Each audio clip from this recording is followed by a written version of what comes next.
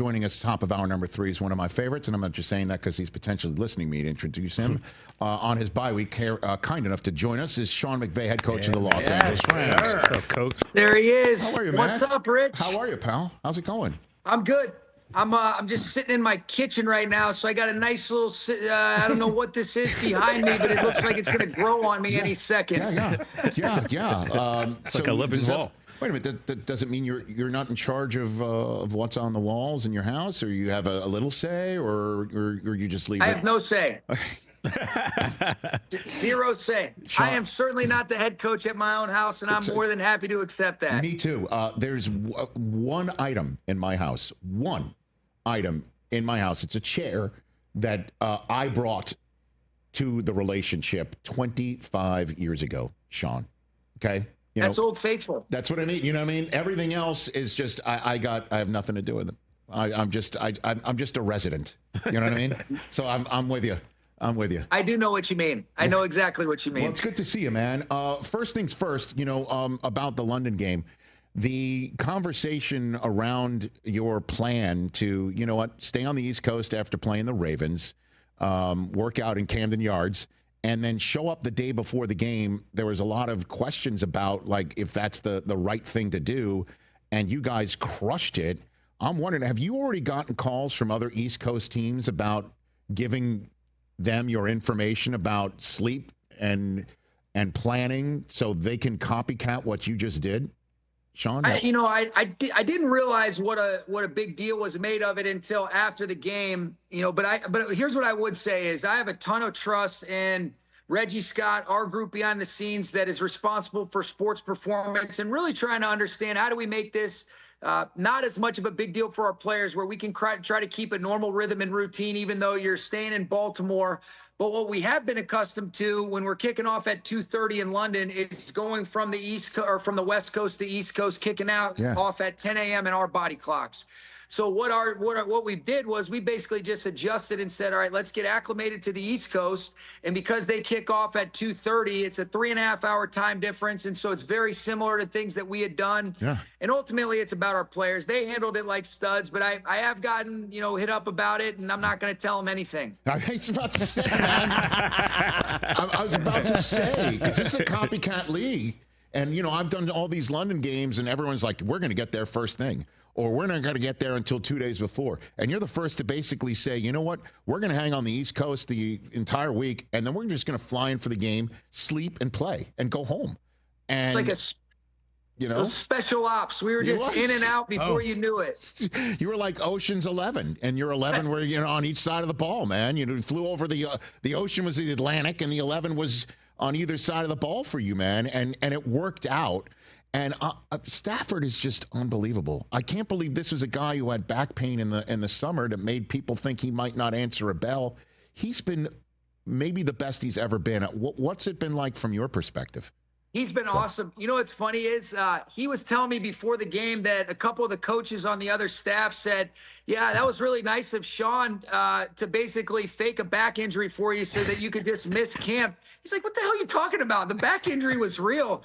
I think there's this narrative that we were just faking it because he's played so well. He's been awesome, though, Rich. I think the first thing I would say is he's done a great job of taking care of himself. He is feeling good, but he's in total command. And this guy enjoys the game. He certainly doesn't have to be playing. He enjoys his teammates. He enjoys competing. I think he's seeing the field really well. I don't think there's ever been a time that there's more multiple looks that defenses are presenting than what we've seen over the last year. And that's a credit to just the volume that people are carrying and how hard it is to get a beat on what they're doing. But to be 17-2 touchdowns to picks, and he's really had a lot of plays where, they're not turnover worthy. So, that's a real stat. Sometimes you can see guys get away with that, but he's a stud. And I'm certainly grateful, and I'm going to cherish every moment for however long he wants to play. But I don't take for granted how lucky I am to be able to coach a guy like him. Well, we had Devontae Adams in our broadcast meeting Zoom after we chatted with you last week, Sean, and he told Kurt Warner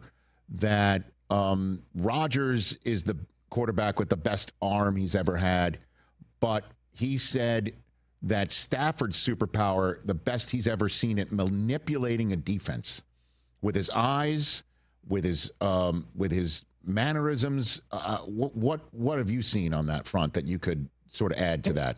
He's incredible. Well, he's the best in both for what I've been around, and he's just so special. I think he's so smart. I think that's the one thing, and you and I have talked about this before, Rich. He's obviously, well respected for this gunslinger, this tough competitor. He takes hits, he gets up. But he's so smart. I think that's the one thing. People don't realize how hard he works at it, how he's accumulated this knowledge of inventory that he's able to replicate from years. But he'll be the first to tell you, when he first started, there's so many ways that Calvin Johnson was getting doubled in creative ways that coverage contours played out. And he wants to throw to him, and they know it. And I've got to figure out a way to be able to do that when there's usually 2 or 3 people paying attention to him. And I think a lot of the manipulation of coverage and understanding how to move people opposite of where you're trying to get them to go was foundationally started from him and Calvin playing together. But I think that's an athletic intuition that he has that's pretty unique and special, and it's a credit to him. And I remember Mahomes, mentioning to me when I saw him, the balls that he had to be able to bring that out. It's one thing to do it when you got the games in hand, but to do it in crunch time on a game-winning drive to win the Super Bowl. And now it's kind of been old hat, and he has fun with it, and everybody knows he's doing it, and he still finds a way to be able to get people to move to where he wants. He's special. What's your collaboration with him like, coming up with a game plan? What's that like? Well, I'll tell you what, we went to, it's really, what do you like? And that's what we're going to do. But we went to do a walkthrough at Wembley, and, obviously the Jags go play there, but, you got people with Jags t-shirts on, and I think Gladstone might've been in the upper deck suites when we were walking through on Saturday. So I told the players, I said, we're not going to do much stuff here. This just feels a little weird. I said, why don't you make up a cool play? Make up a cool trick play, Matthew. He makes up a trick play in about 10 seconds, and I'm thinking to myself, Rich, shows you really what an idiot I am. That would have taken me 8 hours to come up with on a Tuesday. He comes up with it in 10 seconds. I'm thinking, man, I really don't know what my value is here when we've got a guy like him, but it truly is a collaboration. He just has such a capacity and an understanding and an ownership of what we're trying to get done. He can watch film and say, these are the types of spots or areas we want to get to. And when you have a guy like that, he can get you in and out of stuff. He obviously has the autonomy to be able to get in and out of different looks at all times based on the different situations that arise. And I don't take for granted how lucky I am to have somebody that when you make a decision that's not necessarily right, he can make it right with the autonomy and ownership he has and his ability to be able to get it communicated to his other 10 teammates in real time. Well, I'd have my host card taken away if I didn't follow up. Is that now in your playbook, that thing Damn that he right. drew up? It might show up, in a theater near you, because I thought to myself, that's actually a pretty damn good idea. So we might have to implement this one. All right. So if there's a trick play at any point during the rest of this season, I need to sit there and think, is that what Stafford came up whole cloth in Wembley? I'll shoot you a text and say, that's the one. Give him his proper, his proper credit. Okay. Fantastic. Sean McVay here on the Rich Eisen Show.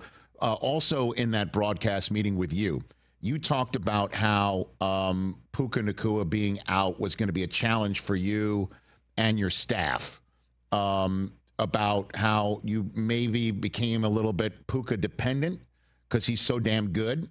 And you then have 10 different guys catch a football in this game, including 2 rookies for touchdowns. First time in 5 years the Rams had that. So did you check the box? Did you accomplish what you wanted?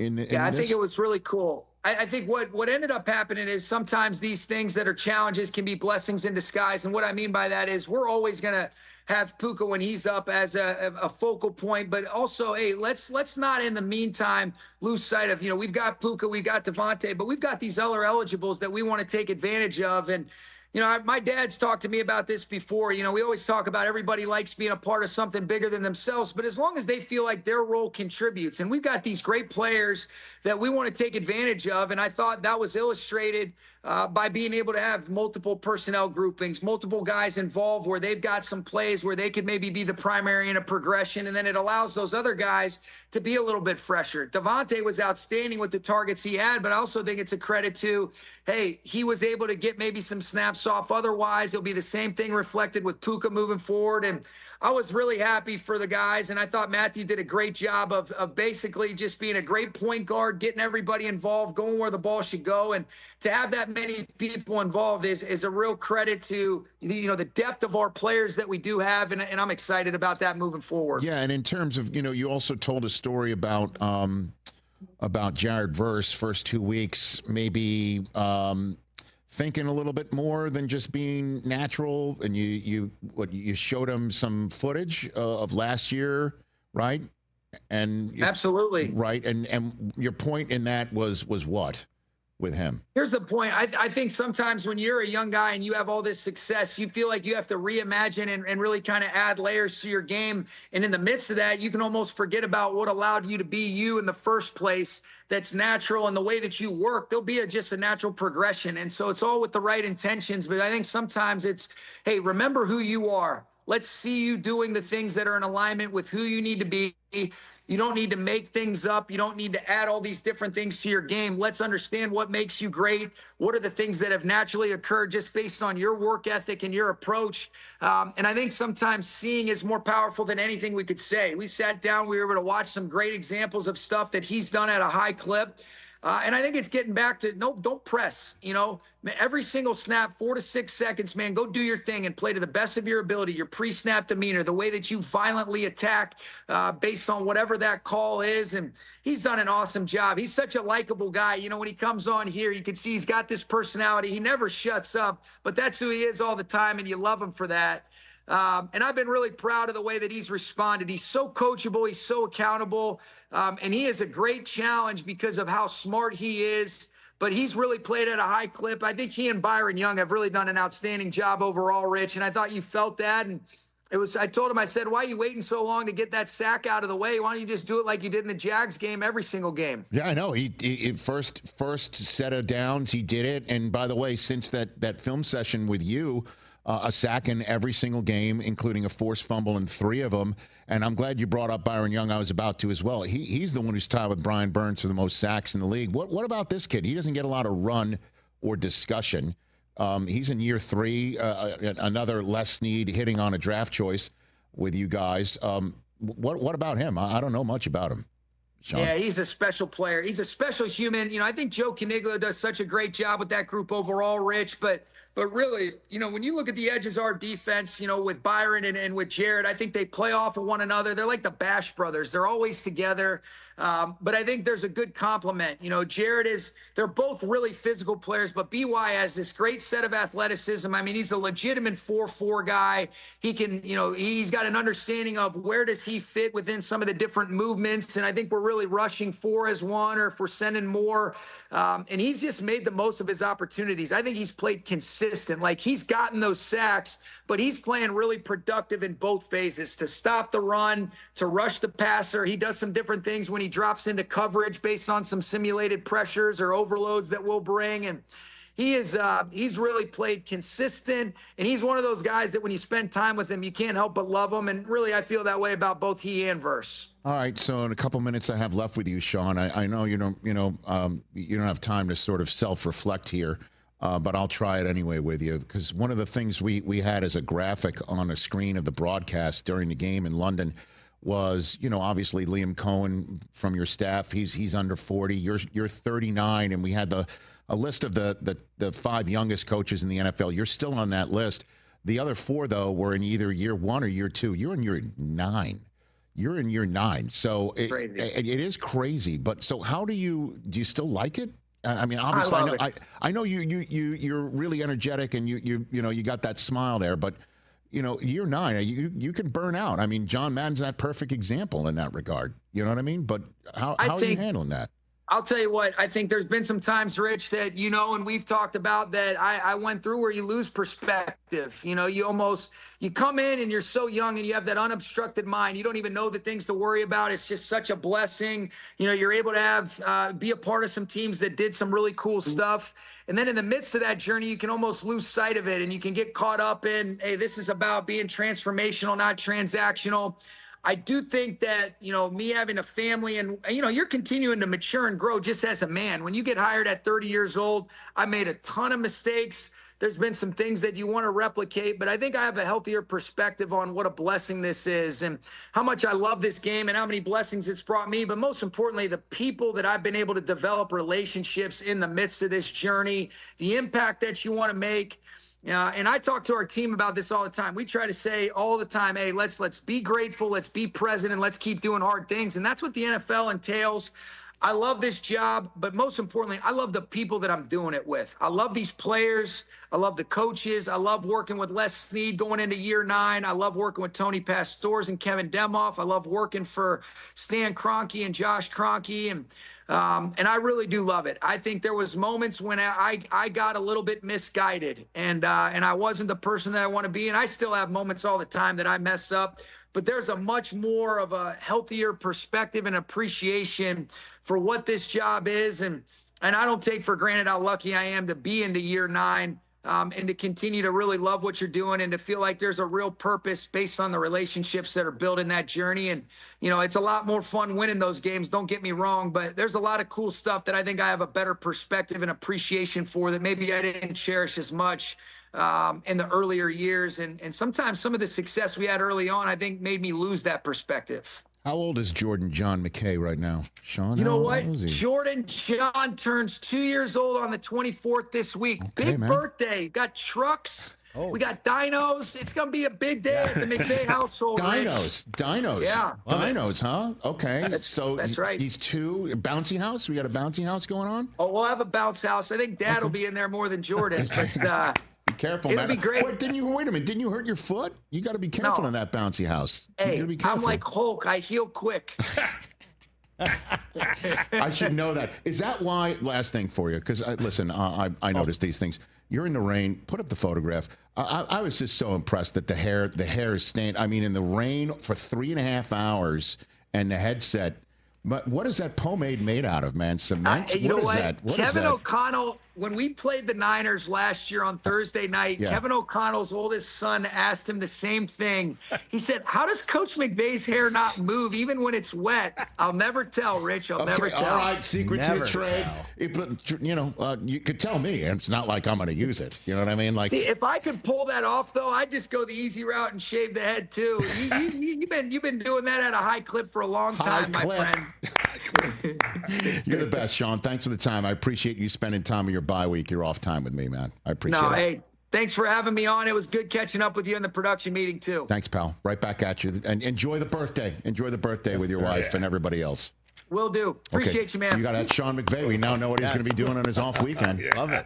The best dad ever. He's coming for the crown. 2-year-old. That's a fun birthday. Oh, my God. That was amazing. Hey, you made it all the way to the end. Thanks for that. Check us out every single day streaming live on Disney Plus and the ESPN app 12 to 3 Eastern.